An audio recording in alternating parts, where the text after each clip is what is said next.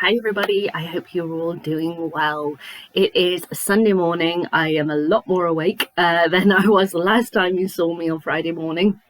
And I am back to work tomorrow after my week off, of reading The Hallmarked Man. So I'm just going to enjoy this day of just relaxing and not doing much. It's going to be great. So before I start this video, I just want to say a massive thank you.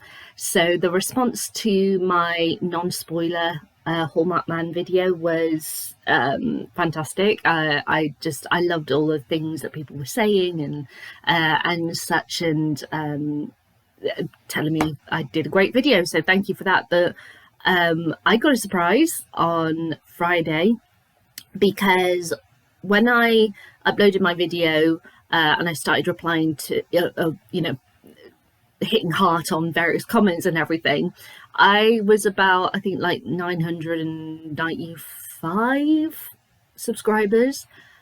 I then put my phone down, spent a couple of hours getting rest with my sleep deprived state, and when I came back I'd hit the 1,000 subscribers mark, and I was like, what? Excuse me? I could not believe that happened. I'm really taken aback. So thank you so much for anyone who's watching this who recently subscribed, and I just want to say a massive thank you, but also to everyone who's subscribed over the years to watch my videos. It means so much to me. I just do this for fun, as a hobby. I'm not asking people to subscribe or anything like that, because this is just a bit of fun for me. So the fact there are 1,000 people who want to listen to what I have to say about books, that means a lot, and it's a bit overwhelming. So I just wanted to start this video saying a massive thank you to everyone. But anyway, as you can see in the title of this video, we're here to talk more in depth and spoiler level of The Hallmarked Man by Robert Galbraith. I've already published a non-spoiler review, which was my last video, so I'm not necessarily going to be saying the same things in that, but there were things that I did bring up that I said I'm going to talk about that more in my spoiler video, and so this is what this is. And because there isn't really a theme to this book, this feels quite different, because when I did a spoiler video for The Running Grave, because I just could not stop thinking about it, I focused on particular themes with that video, but there isn't really a theme in this book. So I have written down a load of points that I'm going to be covering. So yeah, let's go through it. I don't know how long this video is going to be or anything, so let's just see what happens as I make my way through my list. So first of all, we've got to talk about the case. The body in the silver vault. It's one of these cases where I was utterly baffled. Now, in her previous books, yes, she's had odd things happen or odd crime scenes, but she hasn't done anything quite like this before. So when I think of odd crime scenes, the first one that just stands out for me is Silkworm, where we have our author who was on a table, kneeling on a table, naked, with his hands are tied above his head and everything, and his guts have been ripped out of his body. And we're like, well, that's an image. That is an image. You could also, say this for Career of Evil, the fact that we have body parts that are appearing through the post. There's been various odd things and such, and then the body in the silver vault happens, and this is a person who has been murdered. Their hands have been cut off, their eyes have been gouged out, ears cut off.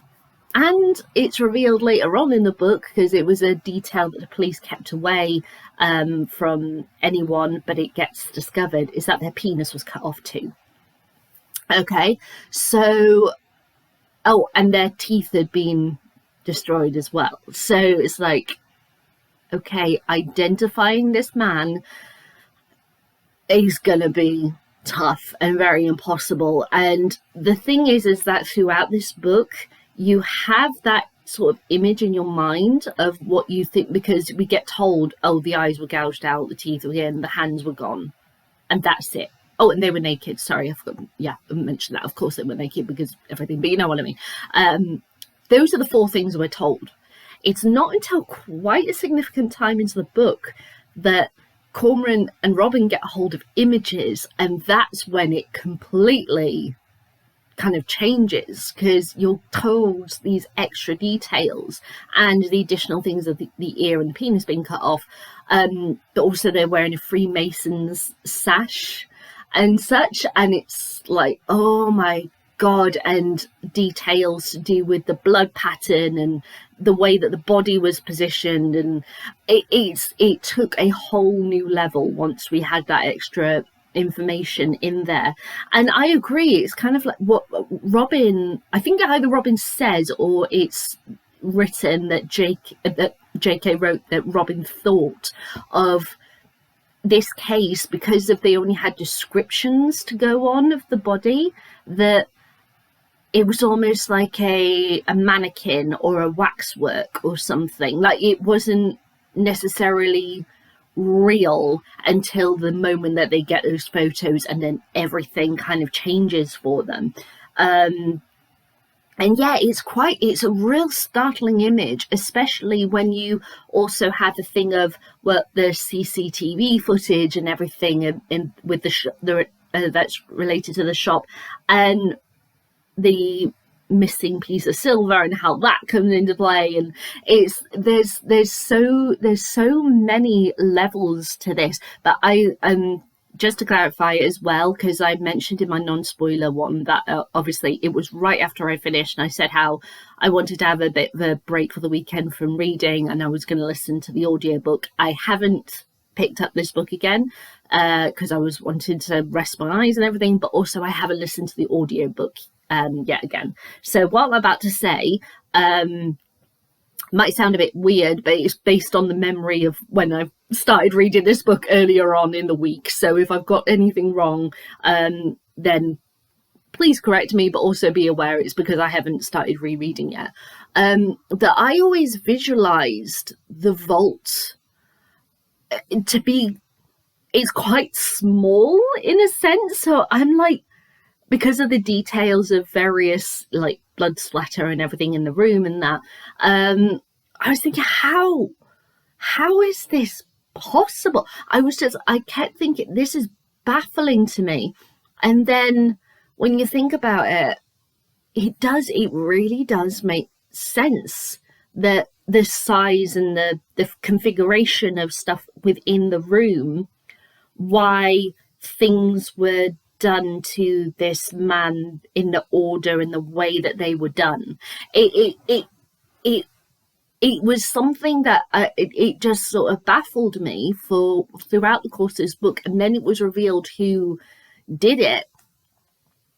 It's like, okay, that means something else, right? Because also the thing of dismembering a body to prevent identification is one thing, to have them be also stripped naked and cut off their ears and their penis, that's a whole nother level of something. That this is not just for identification prevention purposes, this is for something else. And when it was revealed what the connection was, it's like, I get it now. I wasn't expecting the reveal to be what it was, but then the thing with all the twists and turns and all the connections, as mentioned in my previous video, Robin actually remarks how it's like puzzle pieces. They've got so many puzzle pieces, but they're all from different puzzles and they don't connect, they don't make sense. But JK, in her infinite wisdom, makes them connect via a bracelet, a picture of a bracelet on Instagram. I could not believe that was what broke the case. that was insane. Now, there are multiple bracelets that are brought up in the course of this book. There's one relating to Christmas, which I'm going to talk about later. So there's that one, which is silver. There is a second one that's referenced, which was ruby, and I think was Yolanda's, but I might be wrong there. And I think there was a third one that was an ammonite. And an ammonite, I looked it up, is basically the opposite to silver. It's an off-white, as it were, but it's like an opposite, and it can include color, which is what this bracelet included. So if that is the case, that was Chloe's bracelet, because I'd have to reread or listen to the audiobook to be able to refresh my mind. Whereas I tried to flick through the book this morning, tried to find the reference, and I couldn't, because I couldn't remember the exact point where the photo of the bracelet appears, because it's just a random throw off line, because that is how genius JK is with this. So if that is Chloe's bracelet and it's the opposite of silver, damn, I love that. And if it's a case of the ruby red bracelet is Chloe's, then obviously it's completely different to silver, but also it just makes me think of fire, and the silver is ice, and how opposite those are as well. So it just, I love the fact that there is a lot of obviously silver and shiny but sinister stuff, and then there's a splash of color that breaks the case. I think that is wonderful. The various twists and turns that happen in this are incredible. I did not think that the whole Belgium thing was gonna be a thing. And then when it got revealed, I was like, oh, holy shit. I should have trusted that it was going to be a thing, because JK just doesn't put stuff in her books for no reason. But at the same time, this book throws you, or at least it threw me, because the structure is really quite different than her other crime books. We have got, as I said, a case with puzzle pieces from all over the place that don't seem to connect to each other. We have got characters doing things that they don't necessarily usually do.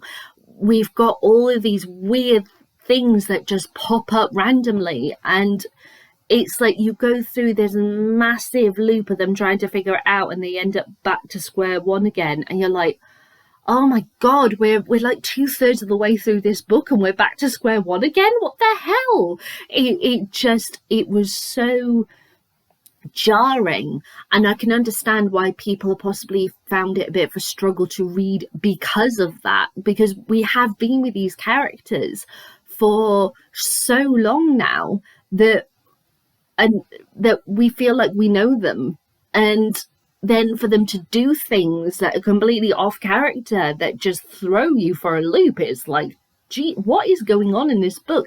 And JK, the genius that she is, just snaps her fingers, throws in that one line, and everything changes. And it's like, they all those puzzle pieces connect. And it is kind of like the symbol, if I get the cover. So the actual Hallmark, take the cover off, I don't want to damage that.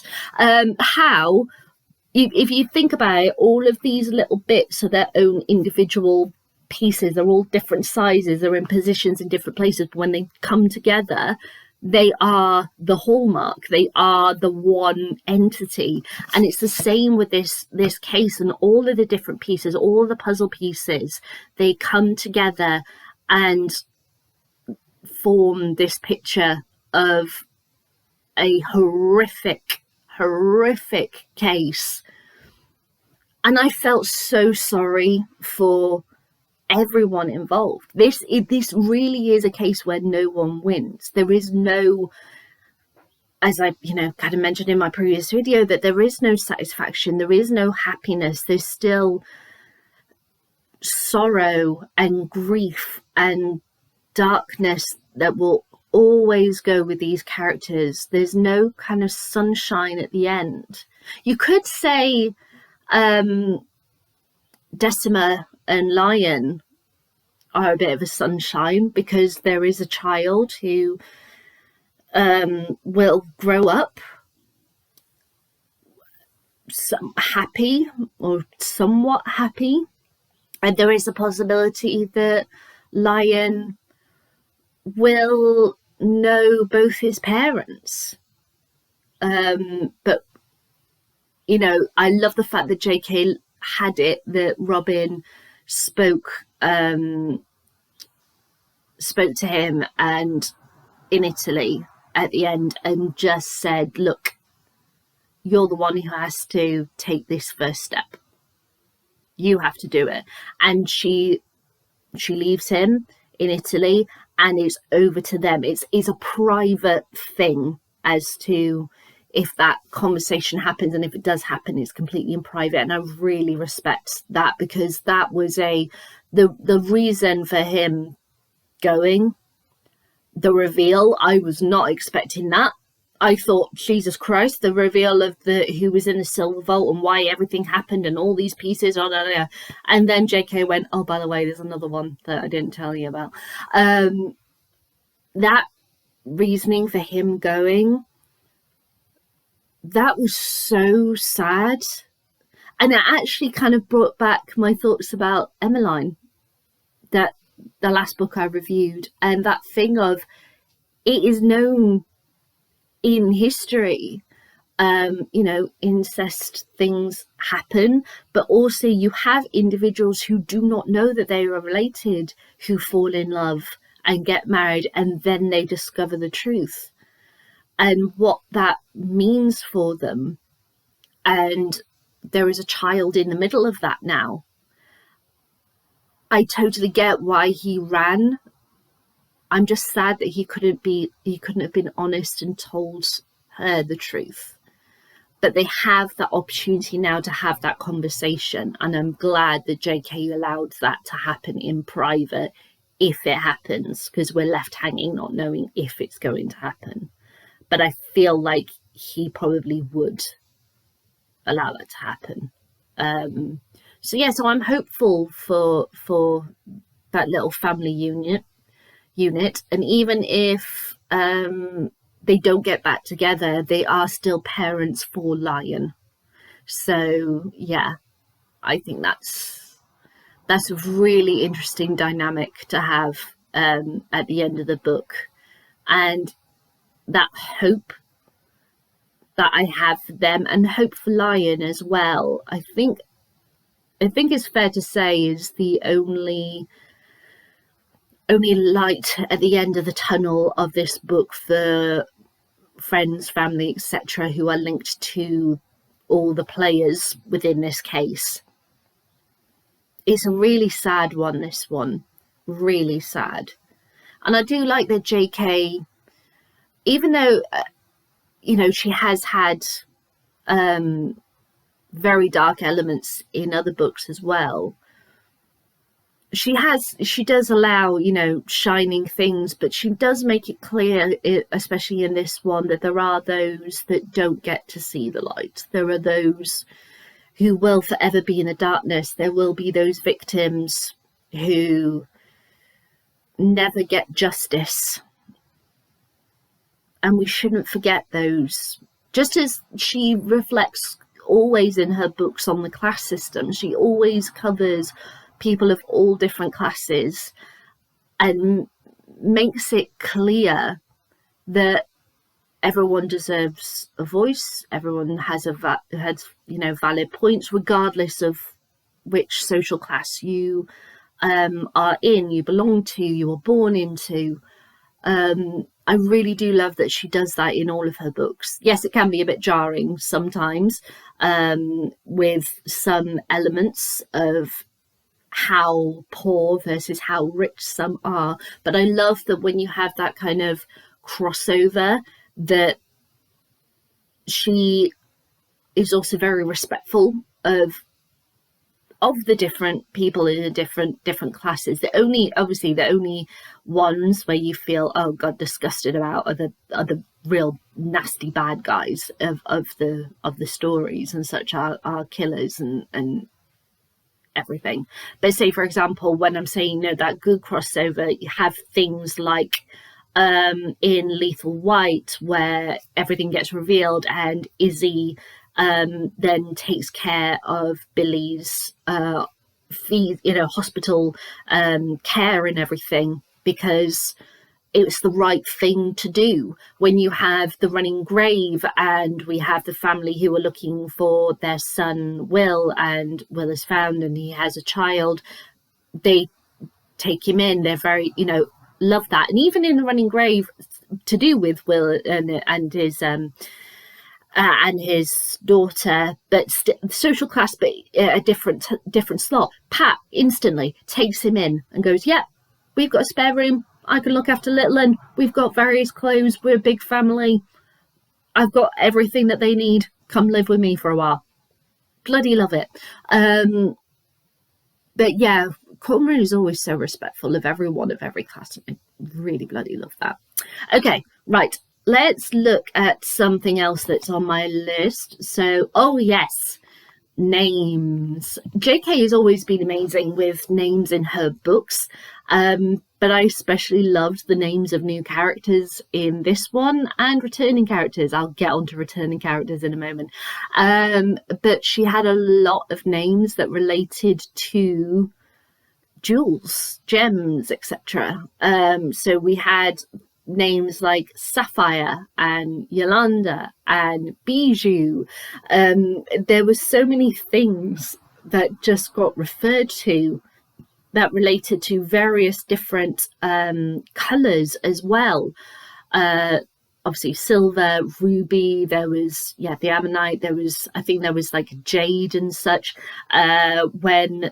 Even when Robin was telling Cormoran which colours of scarves to get for his sisters for Christmas, she was like, okay, because of their colouring, choose this one for Prue, this one for Lucy, go for the bag, etc. There was a lot of colour references in this book, despite it being dominated by silver and, as I mentioned, darkness, etc. So just to have these sudden splashes of colour references and different jewels, I thought that was wonderful. And then when I got to the end of the book, I was like, oh my God.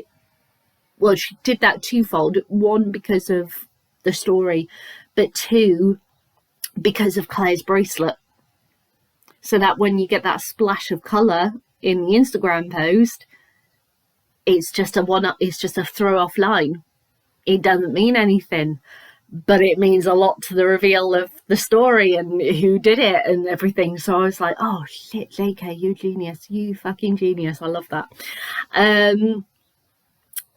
So yeah, what else? The return of characters. So I was over the fucking moon when Wardle came back. So Wardle has been in these books since book one, but there was a time where he kind of like fell out of the books near the middle, and then he's like slowly come back into them, just like as a one-off, like a get together with Strike or a phone call to ask a question sort of thing. But this one, he is in it quite significantly. So Wardle dropped out of it because his brother suddenly died, and so he wasn't able to help Strike and Robin out with cases for a while. But as I said, the odd phone call and such, he was there to answer because he works with the police, so he was able to access things that they can't, and they could access things that he can't. So there's this really interesting dynamic between them throughout the courses and of these books, and they're able to say, oh, if you're looking about this, you might want to talk to this person, etc. So you've got that connection there. And Wardle's gone through a lot recently. As I said, he lost his brother. It's then revealed in this book that he's lost his mum. She passed away not long ago. It's the shock of losing his brother that really it caused her to have a bit of a breakdown, and she sadly passed away. And then his marriage broke apart, and so he has a child, a little boy, so he is dealing with all that. He had been drinking more, but he's cracked down on that because of his son, and he's sort of handling all of that, trying to be a co-parent, and he's just like I don't think I want to be in the force anymore, but I want to carry on doing what I'm doing. And Strike immediately offers him a job, and I'm like, yes, bring him into the agency, I need this. And yeah, Wardle takes it up, and he's become part of the agency. He's one of the subcontractors. I am so happy. I'm seeing like Wardle, Barclay, Robin, Cormoran. I want all of them to like be part of it. Just have a full collection, just all the four of them together, be partners in the agency, because Jesus, I love all of them. And we had Shah back. Shah he's sort of been in and out with various things. He did have a bit more prominence with what was it, Ink Black Heart, doing various surveillance and such, but he's a subcontractor that's kind of like there, and he pops up now and again. But in this one, he was really debating about leaving, and it was like, oh god, we can't lose Shah.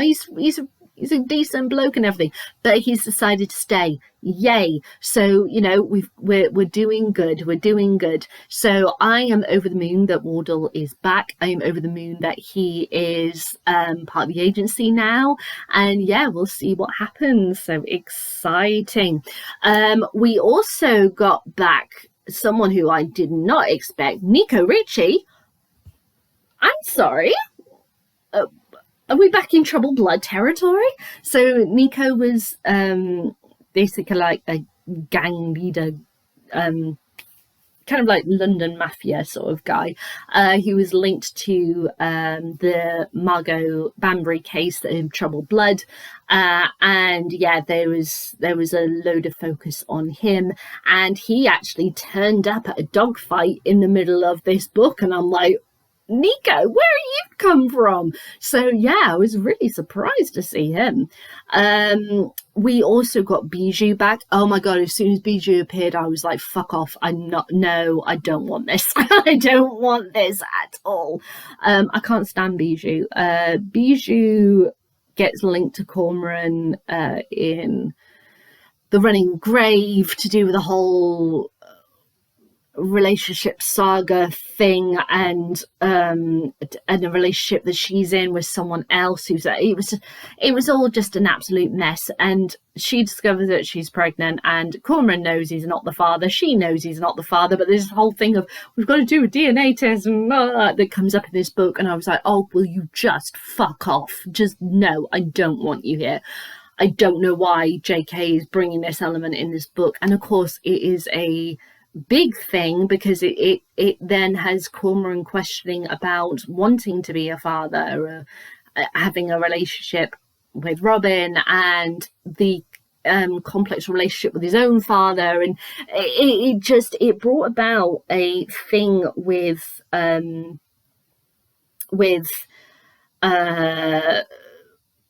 in his past that I didn't necessarily expect this book to do, but then in this book, characters are doing things that you wouldn't expect them to do. So it was just like, whoa, this is so interesting. It's like Struck was really doing more introspective stuff about his life that just I wasn't expecting. And then she had something happen, which I'm going to talk in a bit about. So for now, I'll put a pause on Bijou and Strike. But yeah, I'm glad that Bijou is now no longer a thing. And if she comes back again in the next book, I will scream. I will scream. I don't like her. And again, Bijou means jewel in French. So there we go. What else have I got? Oh yeah, Charlotte's family members. I wasn't anticipating that that was going to be the link between Strike and the Silver Vault, because it's to do with the silver itself and that disappeared and everything that's connected to Charlotte and her family. And I was just a bit like, okay, I feel like JK probably did that because Charlotte died in the previous book, in the running grave, and yeah, it was just like, there it is. I was like, whoa. But then of course there's family left behind. There's going to be feelings and thoughts that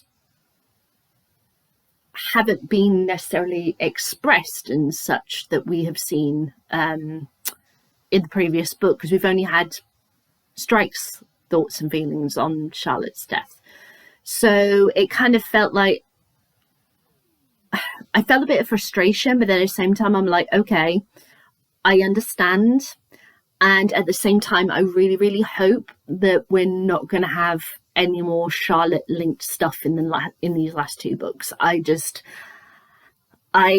just want this put to bed now. And I feel like the conversation the Strike had with Charlotte's mother was just that. It was, right, let's just get this out.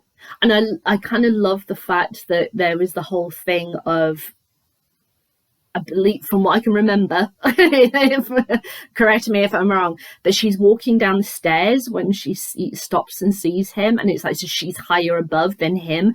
Then they go and into one of the rooms and they sit down and to have a cup of tea, and then he leaves her sat down and he stands up and he's towering over her because obviously he's very tall, and it's like the power shift, and he just walks away and doesn't look back. So I feel like now, even though it was like, oh God, okay, this connection to Charlotte, I feel like that's the last of it. I really hope that's the last of it. And we're not getting anything else in the last two books relating to it, but we shall see. But yeah, I feel like Charlotte connection thing, it's officially done now with that. Let's talk about Robin. So Robin kind of drove me a bit up the wall in this book. I'm not going to lie. Robin, bless her. I love her, but I felt like the Robin in this book wasn't the Robin that I know and love. She's always kick-ass when it comes to her detective work and everything, but at the same time, she is going through thoughts and feelings and everything, and keeps going over thoughts and feelings and everything, where I'm like, oh girl, come on, stop this now.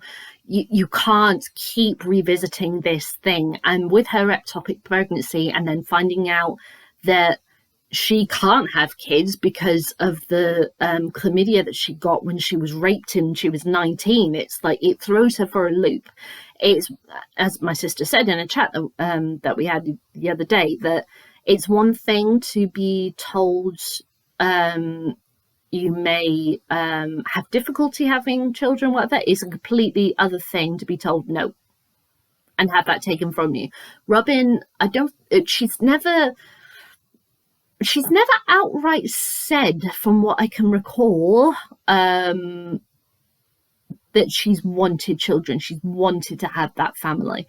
Well, no. She has had a chat with Strike to kind of mentioned it, but she's never flat out said, I do not want to have children. And a conversation does happen in this book, which I'll talk about in a bit.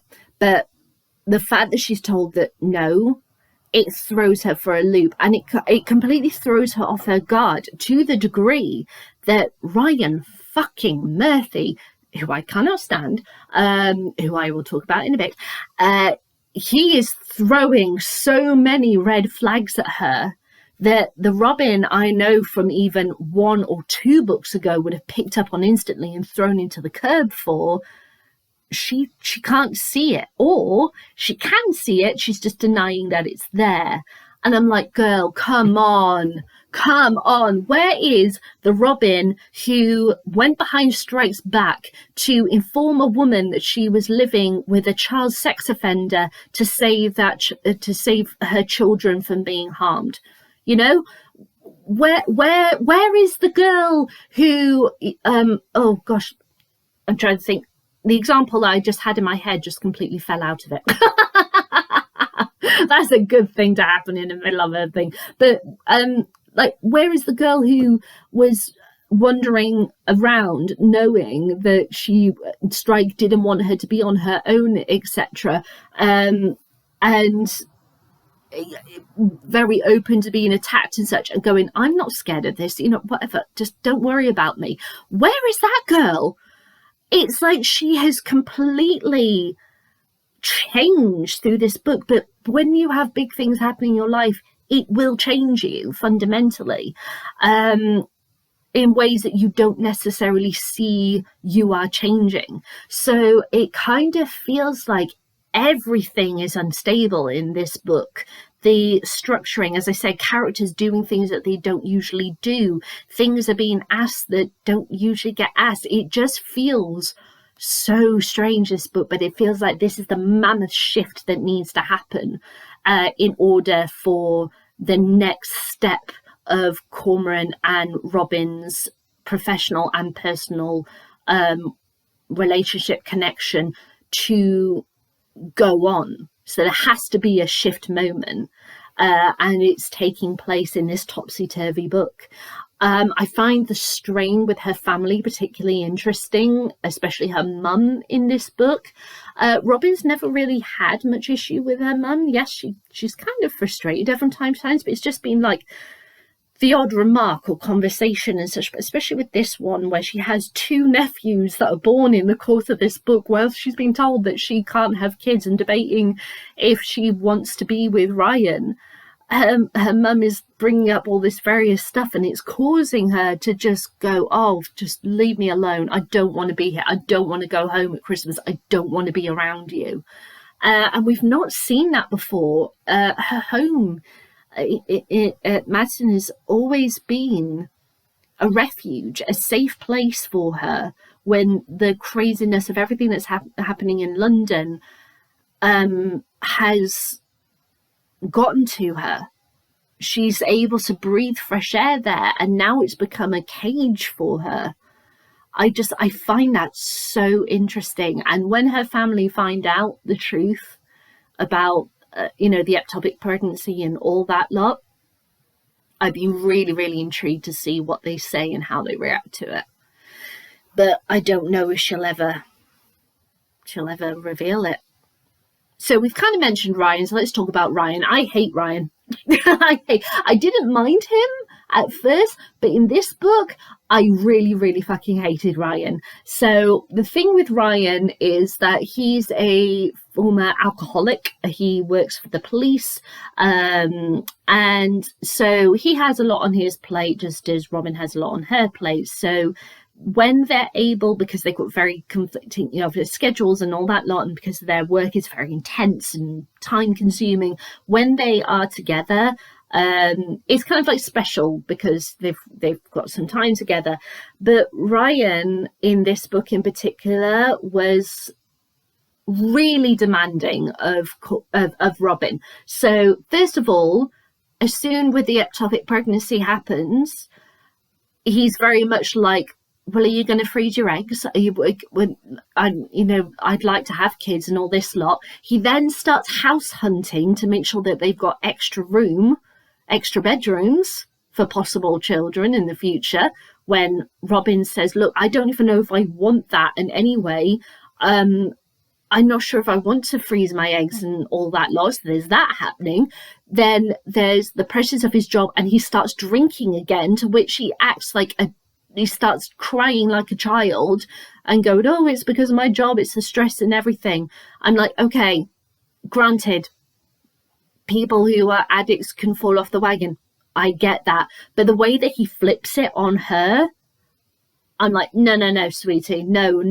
You don't get to play that game. You do not get to play that game. You do not get to lecture Robin on priorities and the issues and such that she has in her life and then say, oh, I'm drinking because of you. But stay with me, be with me, buy a house with me. Fuck you. I'm not with that. And then when his family, his parents come to stay, they're literally down for a day. They're not staying overnight. But he just out of the blue says, oh, by the way, my parents are just called. They're going to come to London. We're going to watch a football match together at my flat. Will you come and have lunch with us? They're probably mum's going to be nattering away and all that lot to dad, and we're going to be watching a football match, so probably won't be much to talk about. And Robin's like, yeah, sure, I'll come. She does what she is told, and the second that his parents leave, Ryan turns on her and lectures her that she did everything wrong, and how dare you be quiet around my mum. And you fucking told her to. I hate this man. And as I said, there are so many red flags where, especially after going through Matthew, Robin would have noticed in an instant and gone, you know what, I'm out of this, I'm gone. But does she do that in his book? No, she keeps debating things with herself and trying to justify everything to herself and just goes along with everything. And I'm like, Robin, please be that girl from those previous books who stood up and did what was right, because I need that girl right now. I need you to kick this fucker to the curb, okay? So I am keeping everything praying everything that happens at the beginning of the next book. We've also got Kim. Oh, I hated Kim as well. Kim is a subcontractor for the agency in this book, and she's an utter bitch. I hated how she made Robin feel small, made her seem idiotic. Midge as well, the way that she spoke to Midge, my god, the way she was like throwing herself at Strike, and then when Strike rebuffed her, that fucking bitch for what she did, for going off to elsewhere. And just, I loved her comeuppance. Strike in that moment, in that restaurant, revealing everything, and then just ignoring her and focusing on his food. It was chef's kiss everywhere. Yes. Oh my god, I didn't know I needed that so much in my life, but I did, and it was fantastic. So yeah, I hate Kim. I have a horrible feeling she might come back for one reason or another, to try and fuck things over in the agency. But yeah, I really hated her. Okay, 3 things that I have to discuss that I mentioned in the non-spoiler: the fish tank, Robin's Christmas present, and peas. Okay, so first of all, Robin's Christmas present, the silver bracelet, the charm bracelet with all the little charms and things in their relationship. Oh my god, I cried with Robin when she opened that present. That was so bloody beautiful, and everything. Strike, he isn't one for presents, or if he does give presents, he's not that great at giving presents. And the previous present that he'd given her was like perfume in Ink Black Heart, and that was, you know, the end of Ink Black Heart, and she picked it out. It was a beautiful moment between the two.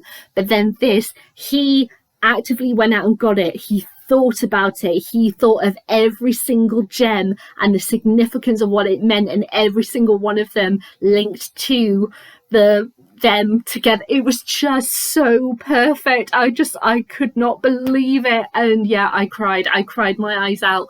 I think that's my favorite present he's ever gotten her. Oh my god, I loved it. The fish tank was very, very clever thing to do. So the fish tank comes about because Pat bought one of her great granddaughters a fish tank because she wanted a goldfish for her birthday. But the other grandmother of that child beat Pat to it. She's like, fuck, I've got a fish tank and I've got what am I gonna do? So she's like, let's put it in the office, let's get, frustratingly filling it up, and like going grumbling about this other grandmother who beat her to it. But they get like 3 fish. One is Strike, one is Robin, and one is called Travolta. Travolta dies, and then it gets replaced with Elton, which I thought was really, that made me chuckle. But there's one called Strike and one called Robin, and Robin is very comfortable fish. She kind of stays to herself, she looks after herself. But Strike is this black fish. He's a like really kind of like a blob. He's for fish, he doesn't look very nice, very friendly, whereas the Robin fish is very elegant and such. And he's just bobbing along, and Strike the fish gets sick at one point, and it's Wardle who reveals, my niece has fish. It's because it's gone up for air. It's gulped too much air. If you feed it a mushed up pea, and such, it will help it. So if you put it in its own little tank or something, or a box or something, and feed it peas, it will be able to stabilize itself, and you can put it back in the tank. And Cormoran's a bit like, oh, okay. Who knew that Wardle knew so much about fish? And he uses the peas to heal Strike the fish. So he's healing himself with the peas. Now, peas, just there's a few instances of peas used through the course of the books. They're not often referred to. It's not like a running gag thing, but it's a little detail that I love that JK has spotted here and there through the books. And the fact that she brought back the peas was amazing. So first of all, the very first book, the first pea reference, was Cuckoo's Calling. So the very first book, and it's because of Robin's engagement ring, that when we have her first argument with Matthew that happens in that book, she is cooking dinner and a bit of pea has gotten stuck in the stone of her engagement ring between the jewel and the little notch thing that's holding it in place. So there's a pea wedged in the middle of it, which is, obviously represents Strike, but also this want to be part of the agency and everything, and wanting to do something against Matthew. It's wedged there between them and their engagement. So I was like, I love that pea reference. Then we have in Troubled Blood, there is a point where they have to go to the seaside in order to uncover this man who's changed his name that they are looking for. And so while they're waiting for him, they decide to have some chips, and they get fish chips and runny peas, and Strike doesn't like them. Robin's like, Yorkshire caviar, mushy peas, come on, it's nice. And he's like, no, don't like it. But it's this really beautiful moment between the two of them, that they just have this time enjoying peas. Then in Ink Black Heart, we have the situation where Strike accidentally gives Robin 2 black eyes and nearly breaks her nose, which it was a horrible situation. He was going to punch someone else, and in the motion of pulling his elbow back really quickly for the punch, Robin came into contact with his elbow and gave her black eyes and nearly broke her nose. And he takes her back to the agency, to his flat above the agency, and gives her a bag of frozen peas to put on her face to heal her. And then in this book, as just mentioned with the fish, that we have peas that will help, but also one of the charms that he gives Robin is peas. So I'm like, the fish, chips and peas, and I'm like, oh my god. So it's not like a running thing, but at the same time I just love these little things. The fact that we've had, you know, pea used for the wedge between Robin and Matthew's engagement. We've had peas being used as something to heal. There was one for healing Robin with her nose, and then one for healing Strike the fish in this book. And then we have their romantic meal, if that's what you want to call it, with them sitting at on the seaside eating fish chips and runny peas. There is something about those little things that, and especially in this case the peas, that I just love in these books, and I don't know what it is, but I think it's just that day-to-day little things that just happen in people's lives. They just have these weird random things, these connections, and it's so bloody lovely. And I love the peas. I love them. So I've got 2 more points left. We're 50 minutes in. Let's see if I can get these through in the last 10 minutes. Okay. The chapter that I wasn't anticipating, the conversation I wasn't anticipating, that I mentioned in my non-spoiler review, was Johnny Rokeby. When he called and left a message for Cormoran, I was like, oh shit, what is going on? Because it was revealed that Johnny Rokeby, who is Cormoran's dad, his biological father, who has had no interaction within his life, had cancer. And I was thinking, oh God, is this like I'm really, really sick now, and you know, I want to possibly leave you money or whatever. You know, I thought it might be something like that. And it turned out it wasn't at all. It was that he wanted to help with the whole Bijou press debacle thing that was happening.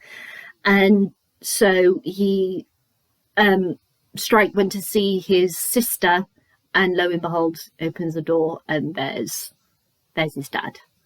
And they sit down and they have this conversation, and Johnny explains things about Leader, about their past and how Cormoran came about. He has this very vivid memory of when he went to meet his dad when he was very, very young for the first time, and how he got dressed up and everything. And they went to studio, and Johnny said, you know, that was a fucking accident. And Strike cried and left, and he never saw his dad again. And he was only about 4 or 5 or something when that happened. And so, yeah, he's never heard these kind of details from his dad. He's never heard his dad's voice apart from that, really. Apart from he might occasionally hear him like on the radio singing with his songs or whatever. But yeah, he just hasn't gone there. And he learned some things about Leader that he had no fucking clue until that conversation. And Johnny is able to help him deal with this whole Bijou press situation. And I love the fact that Johnny just asked him, would it be okay if we get together for like a beer sometimes? It doesn't have to be like put it in the calendar right now. It can be spontaneous whenever. But would that be okay? And Strike said yes. And I was over the moon for him. And I really, really, really strongly feel now that I always thought that the series would end with us finding out what happened to Leader. Like, it's going to be revealed. But I strongly feel now, because I thought this conversation was going to happen in like the final book, that Johnny's going to come back. I think Johnny has got a bit of information that he doesn't necessarily realize is information that is going to reveal something. So yeah, I think Johnny is going to be a contender, or he's going to be a character to bring back for the final book, where we'll find out what happened to Leader. I hope so. I hope so. I think that having I spoke about how in my non-spoiler review, how it feels like there's 2 puzzle pieces left for Cormoran. One is his mum and one is Robin.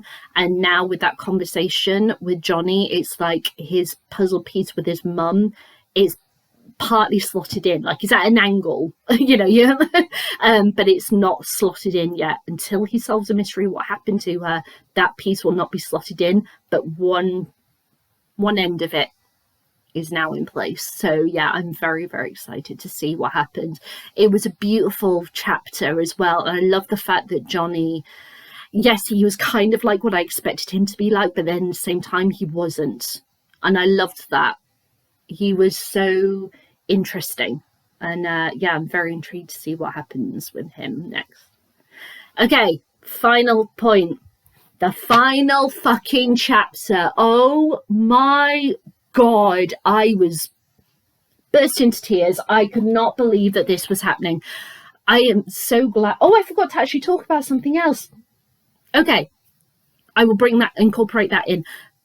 When they went to Sark, I loved Sark, by the way. I thought that was absolutely brilliant. It took away the white noise of London and really stripped everything back, and it stripped back the emotion of, well, it did and it didn't. It brought out Robin's emotions, but it stripped back the barriers between Robin and Strike and their conversations. And so I really loved that they were able to have the conversation they had, and Robin revealed everything, and I was like, oh girl, it's about time. It's about fucking time. I am so glad that Cormoran just let her say what she needed to say and what he said in response. I knew that would happen anyway, but still, I was really, really glad that he just let her have that. So it was like the conversation with in Career of Evil when she revealed that she was raped and everything, and how it fucked her up. And he wanted to say some things, but he held off and just let her have her space. It was beautiful. And that chapter in Sark, when she revealed everything, was beautiful. But the final chapter, oh my God, I cannot believe he just proposed. Where did that come from? Oh my God. I am so glad that he stood up and said, don't make this mistake again. He totally recognises that Ryan is shit, and it could really fuck Robin up, their relationship. So I was just like, yes. But yeah, I am also, I was like, this, what? Oh my God, he's saying it. He's saying he loves her, and then he just blurts out, marry me. What? I could not believe it. I could not believe it. I was shaking. I was just, oh my God, I was a fucking mess. I love the fact that both of them revealed that they both knew that Ryan was going to propose as well. So I'm like, oh Jesus, wow. So they both know where each other kind of stands, but at the same time, Robin didn't reveal that she loves Strike either. And I'm like, oh my God, this conversation, please have it that she doesn't go. I want it to be, I am begging JK for it to be that she doesn't go to see Ryan, that she turns back and goes to Strike and talks to Strike. I'm praying. No, my love, that's not going to happen. She's going to go see Ryan, but I'm hoping if that does happen, that she goes see Ryan, that she says no, that she recognises that she can't possibly marry him, because yeah, that would destroy her entirely. I cannot believe that final chapter happened. I'm just, oh my God. And so, yeah, and then when it ended with Strike watching her go, and he went and got the bag of peas, I was like, oh my God, she's actually ending this book on the word peas. After what it means, and with the healing of Strike the fish, and also all of the connections to peas throughout, I was gone. I was bawling my eyes out. I'm really quite terrified how Jake is going to open the next book. I'm terrified that we're possibly going to have 2 years wait for it. I am praying that she does a 1 year gap instead of 2, because holy shit.